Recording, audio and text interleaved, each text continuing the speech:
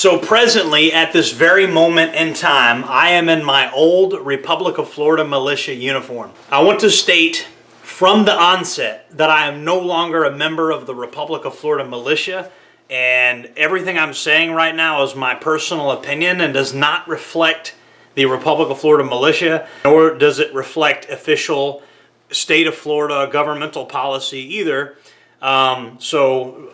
State of Florida and ROF as an organization and all the parties involved with what I'm talking about today, with all that being said, this is only my opinion, but it's an opinion that I feel is very valid and based off of facts. Years ago, I said that emergency management resources in the state of Florida were stretched thin and were inadequate, and that relying on the federal government for emergency management was not a good thing. Years and years and years ago, this is something I was harping on. I was involved in the recovery effort of Hurricane Irma, when that was a bit of a disaster, in my opinion. No pun intended. The recovery effort wasn't all that great.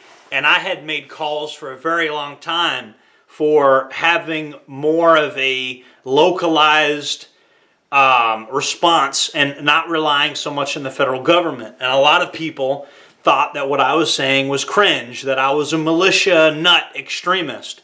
Well, Governor Ron DeSantis in 2022, it looks like he kind of did what I was already doing and copied it.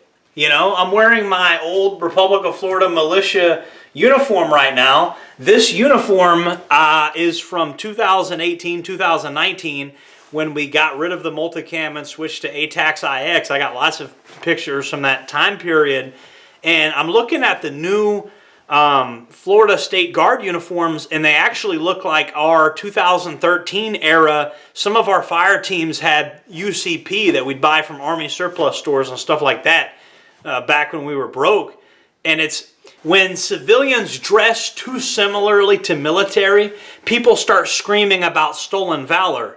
But in this situation, it kind of seems like the government has copied a militia.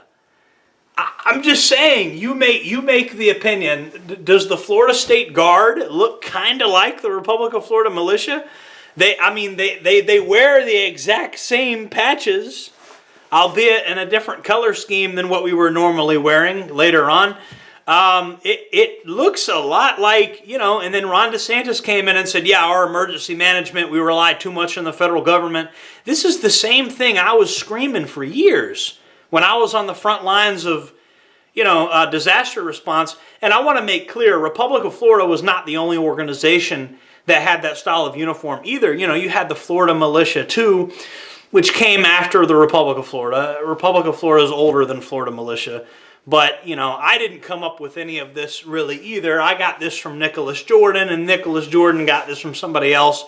This stuff goes back decades, actually. People think ROF was founded 2014, just like people think Florida Guard was founded 2022, but we know it's a little more complicated than that. We know these types of groups go back many, many decades, and in some cases hundreds of years.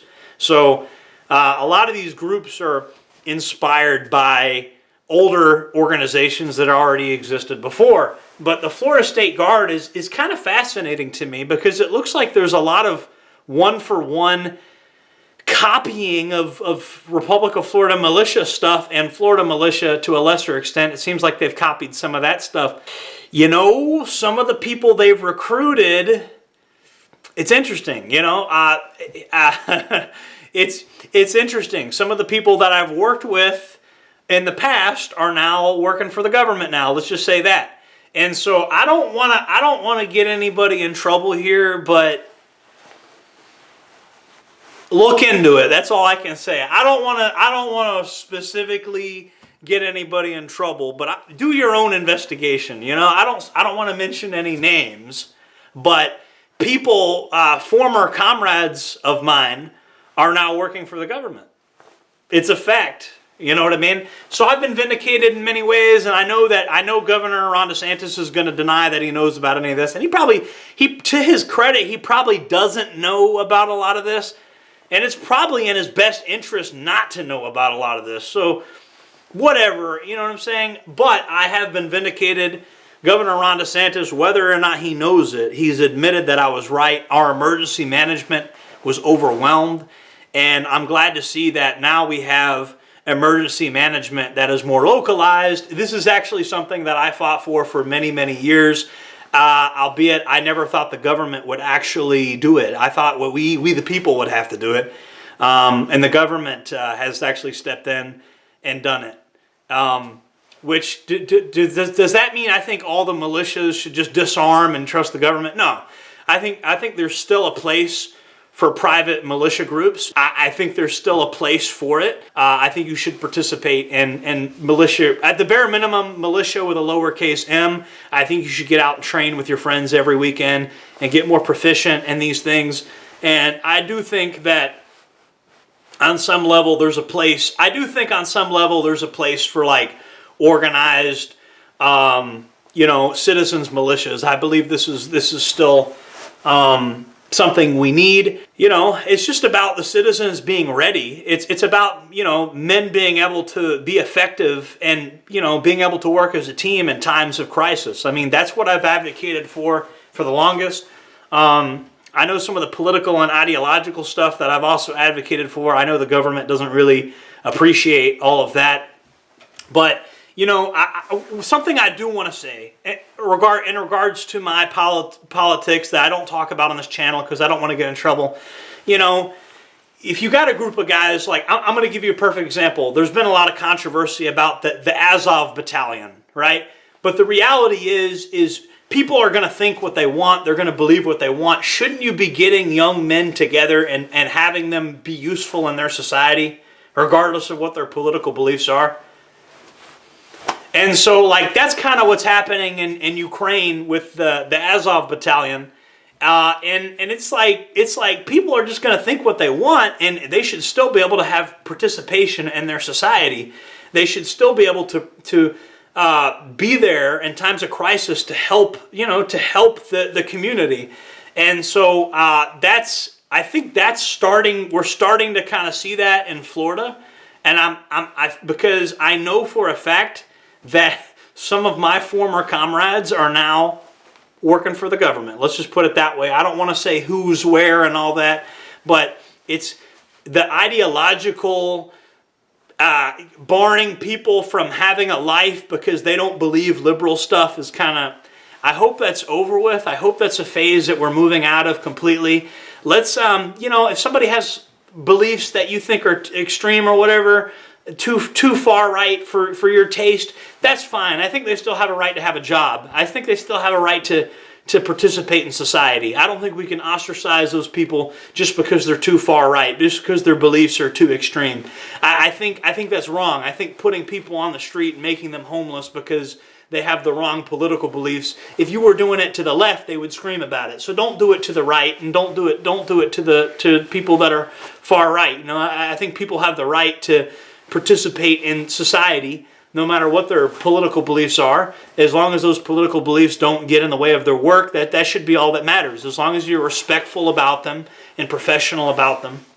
I think that everybody deserves a seat at the table, even if they are so-called far right. The idea that, and then plus, if these beliefs are so toxic and so terrible, why do you want to ostracize these people and forcibly not give them a seat at the table? It just seems like, it really just gives more credence to those beliefs. Like, what are you trying to hide? Why are you trying to keep these people from participating in society? The things that actually matter in the real world, the fact that I really help people in times of crisis, I don't really like the popularity contest thing people do to me. Because when the rubber really hits the road, when shit really gets real, Jordan Jereb has been there for a lot of people. That's the reality. And that's what the trolls on the internet that have never met me will never understand in a million years. No matter how hard they try, they will never understand the sheer number of people that have depended on me throughout the years. The sheer number of people that I have helped. The sheer number of people who their lives are better because of me. And I'm a real servant of my people. I'm a real servant of this community. And I always have been. And, you know, even though I've been persecuted, incarcerated, thrown in jail, all that stuff, that's the reality of who Jordan Jereb is. Jordan Jereb is actually here to help. Jordan Jereb is actually here to make the world a better place. Jordan Jereb is here to make sure that people stay alive in times of crisis. That's always who I've been. That's always who I will be. No matter how many naysayers there are, no matter how many trolls talk bad about me, that's the real Jordan Jereb. That's who I am. And I hope that's who you are.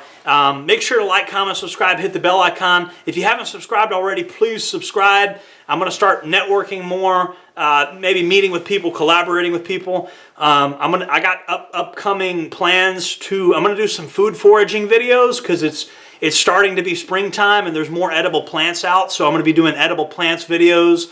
I'm going to be doing a lot of stuff. So you guys are going to enjoy this. You know, I'm going to try to make these videos longer, and then I'm going to break the longer videos down into shorts. Please support this channel. Make sure to help me in any way you can because, you know, I want this channel to grow, and I've got a lot of insights about a lot of things. I think I put a lot of thought into things. I've learned to think before I say things and to research things before I say things. And so I've got a lot of insight that can help you guys. And I hope you make good use of this information. Jordan Jereb, signing off.